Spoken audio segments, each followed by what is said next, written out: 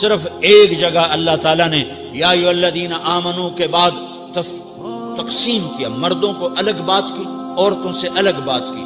یا ایھا الذین آمنو یہ قرآن میں 190 دفعہ آیا ہے، 190 دفعہ آیا ہے، یا 99 دفعہ آیا ہے۔ یا ایھا الذین آمنو کے بعد مردوں سے بھی بات ہوتی ہے، عورتوں سے بھی بات ہوتی ہے، لیکن قرآن میں ایک جگہ یا ایھا الذین آمنو کے بعد اللہ نے مردوں سے الگ بات کی۔ لا یسخر قوم من قوم، کسی کے دل آزاری کا بول نہ بولنا۔ اے ایمان والو، اے ایمان والو، کوئی مرد، کوئی قوم، کوئی فرد کسی کے دل آزاری کا بول نہ بولے۔ پھر بات ختم ہو گئی، اس میں عورتیں بھی شامل ہو گئیں، عورتیں بھی شامل ہو گئیں۔ قوم کے لفظ میں عورتیں، یا قوم انی لکم نذیر مبین، قوم سے مراد عورتیں بھی ہیں، مرد بھی ہیں، لیکن یہ ایسا زہر ہے پھیلا ہوا معاشرے کا کہ اللہ نے مردوں کو الگ جھنجھوڑا، عورتوں کو الگ جھنجھوڑا، پھر کہ ولا نساء من نساء، لا نساء من نساء، یہ صرف ایک جگہ ہے پورے قرآن میں، ولا نساء من نساء، کوئی عورت کسی عورت کی دل آزاری کا بول نہ بولے، بے اکرامی کا بول نہ بولے، دل کے توڑنے کا بول نہ بولے، جگر خراشی کا، دل خراشی کا بول نہ بولے۔ اگر تم دل نواز نہیں ہو تو دل خراش بھی نہ بنو، اگر تم دل نواز نہیں ہو تو جگر خراش بھی نہ بنو، اگر تم لوگوں کے دلوں کو ٹھنڈک نہیں پہنچا سکتے تو آگ بھی نہ لگاؤ، اگر تم بھڑکتی پہ پانی نہیں ڈال سکتے تو تیلی بھی نہ ڈالو، اپنی زبانوں پہ تالے لگا لو۔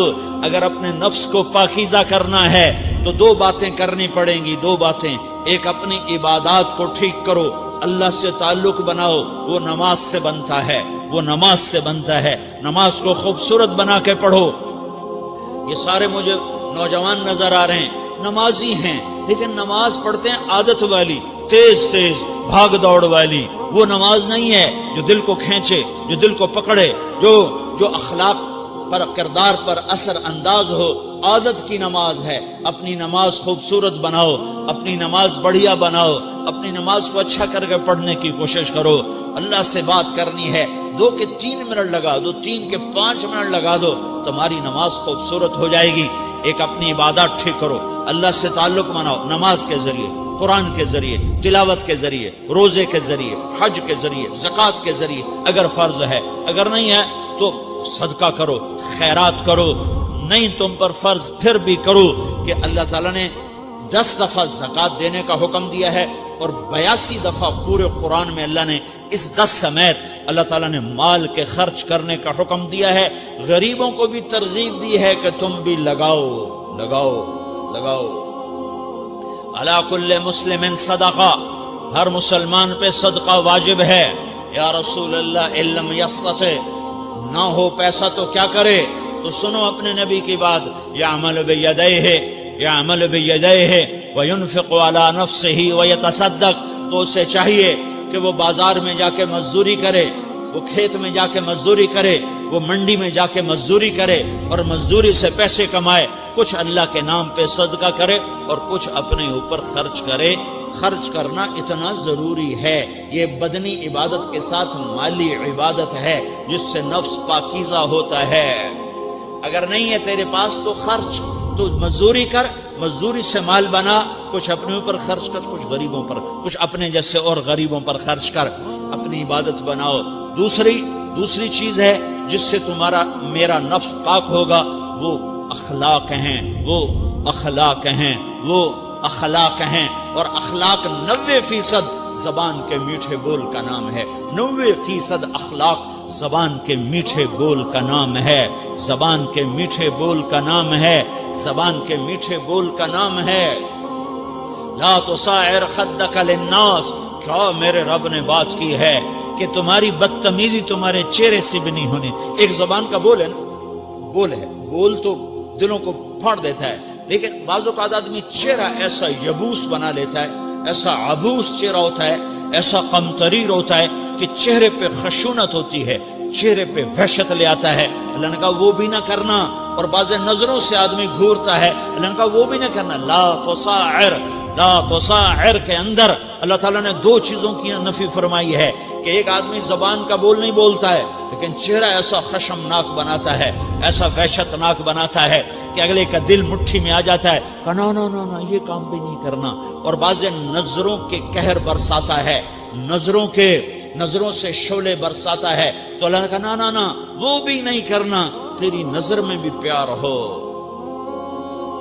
تیرے چہرے پر بھی محبت ہو، تیرے بول میں مٹھاس ہو، تو تیرا نفس پاکیزہ ہے، پاک ہے. ورنہ یہ گندا ہو گیا، یہ غلیظ ہو گیا، یہ ناپاک ہو گیا. اگر اس کو پاکیزہ بنانا ہے، اگر اسے صاف کرنا ہے تو یہ دو کام کرنے پڑیں گے. ایک عبادت بناؤ، اپنے اللہ سے تعلق بناؤ، نماز، روزہ، حج، زکوٰۃ، تلاوت کے ذریعے. دوسرا اللہ کے بندوں سے عبادات میں کثرت مطلوب نہیں ہے، عبادات میں اعتدال مطلوب ہے. عبادات میں اعتدال مطلوب ہے. سارا دن مصلی پہ بیٹھے رہنا مطلوب نہیں ہے، اعتدال ہے. میرے نبی نے نماز لمبی پڑھی تو اللہ نے روک دیا. ما انزلنا علیک القرآن لتشقى، میں نے تیرے اوپر قرآن اس لیے تھوڑا ہی اتارا ہے کہ تو لمبی نمازیں پڑھ اپنے آپ کو تھکا لے. درمیانے درجے کی نماز پڑھا کر. میرے نبی نے تبلیغ میں زور دکھایا تو اللہ نے اس سے بھی روک دیا. فلا تذهب نفسك عليهم حسرات، میرے محبوب تبلیغ کا کام تو کر، پر ایسا نہ کر کہ تو خود گھل کے مر جائے، کڑ کے مر جائے، دکھ درد میں مر جائے. درمیانے درجے کی تبلیغ کر، درمیانے درجے کی نماز پڑھ. عبادات میں اللہ نے کہا اعتدال.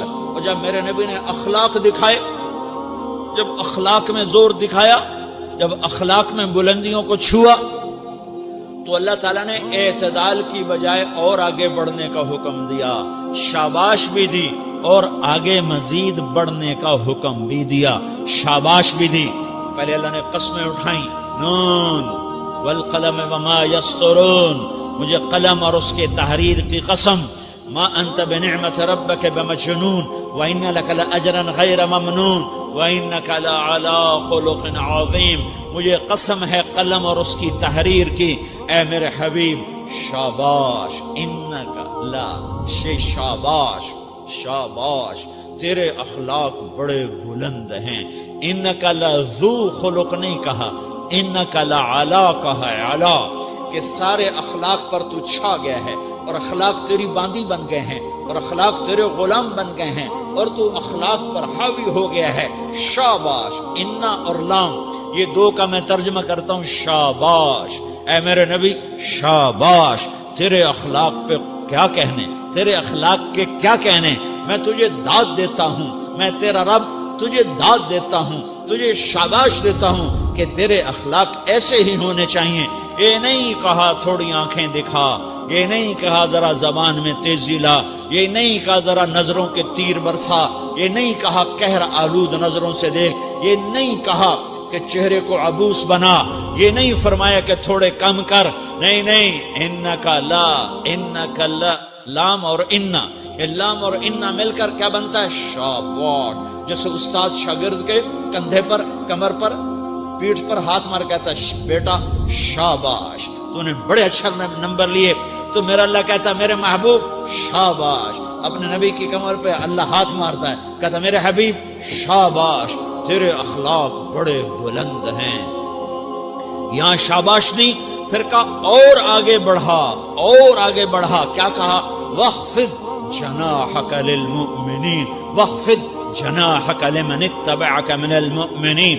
اے میرے محبوب ایمان والوں کے آگے بچھ جاؤ، ایمان والوں کے آگے بچھ جاؤ، اپنے پر پھیلا دے. آدمی کے پر تو نہیں ہوتے، بازو ہوتے ہیں. پرندہ پر کب پھیلاتا ہے؟ جب وہ زخمی ہو کے گرتا ہے اور اڑنے کی طاقت ختم ہو جاتی ہے تو اپنے پروں کو یوں پھیلا دیتا ہے اور پھر وہ ذبح ہونے کے لیے تیار ہوتا ہے. اس آیت کو صحیح میں اپنے کالج کے دور سے سمجھا ہوں، تفسیروں سے نہیں سمجھا ہوں. تو میرا عرب کہہ رہا وَخْفِضْ، لوگوں کی بدتمیزی کے آگے ذبح ہو جا، لوگوں کی بد اخلاقی کے آگے ذبح ہو جا. یہ مت کہہ کہ میں کتنا صبر کرتا، میں کتنا حوصلہ کرتا، میں کتنا چپ رہتا، میں بھی تو انسان ہوں، میرے اندر بھی تو دل ہے. وَخْفِضْ، اپنے پر پھیلا کے ان کی ہر بدتمیزی کو سہتا جا، ان کی ہر بد اخلاقی کو سہتا جا، ان کی ہر دل آزاری کو سہتا جا، بس یہی تیرا کام ہے۔ قربان جاؤں اتنے عالی اخلاق کے باوجود اللہ اتنی تاکید کے ساتھ حکم سناتا ہے کہ اپنے پر پھیلا دے، زخمی پرندے کی طرح ذبح ہونے کے لیے تیار ہو جا۔ ان کی ہر بدتمیزی کے آگے آہ نہ کر لبوں کو سی، عشق ہے دل لگی نہیں، سینے پہ تیر کھائے جا، آگے قدم بڑھائے جا، یعنی زبان حال سے کہہ دے کہ ہاں ستائے جا۔ وہ یہ کرتا ہے، وہ یہ کرتی ہے، اسے یہ نہیں آتا، اسے وہ یوں سناتی ہے، وہ یوں سناتا ہے، وہ یوں کرتی ہے، وہ یوں کرتا ہے۔ یہ آج کے اخلاق ہیں۔ کوئی آنکھ ایسی نہیں ہے جو خوبیاں ڈھونڈے، جس آنکھ کو دیکھو اس میں دوربینیں فٹ ہیں عیب پکڑنے کے لیے۔ کاش کوئی آنکھ ہوتی جو خوبیاں دیکھتی، کوئی زبان ہوتی جو خوبیاں بولتی۔ ہائے ہائے، اللہ درجے بلند کرے سعید احمد خان رحمت اللہ علیہ۔ مولانا سعید احمد خان، ایک شخص میری زندگی میں آیا، یہ سارا مضمون میں اس کی صحبت سے سمجھا ہوں، کتابوں سے نہیں سمجھا۔ مجھے کتابیں زبانی یاد تھیں، میں کتابوں کا حافظ تھا، لیکن اللہ کی قسم میں مضمون کتابوں سے نہیں سمجھا، یہ میں اس بندے کی صحبت سے سمجھا کہ اخلاق سیکھنے پڑتے ہیں۔ اخلاق سیکھنے کی چیز ہے، یہ پڑھنے سے نہیں آتے، یہ پڑھانے سے نہیں آتے۔ ممکن ہے بخاری پڑھانے والا بد اخلاقی کے انتہا پر ہو، بخاری پڑھنے والا بد اخلاقی کے انتہا پر ہو، کہ یہ چیز پڑھنے سے نہیں آتی، سیکھنے سے آتی ہے۔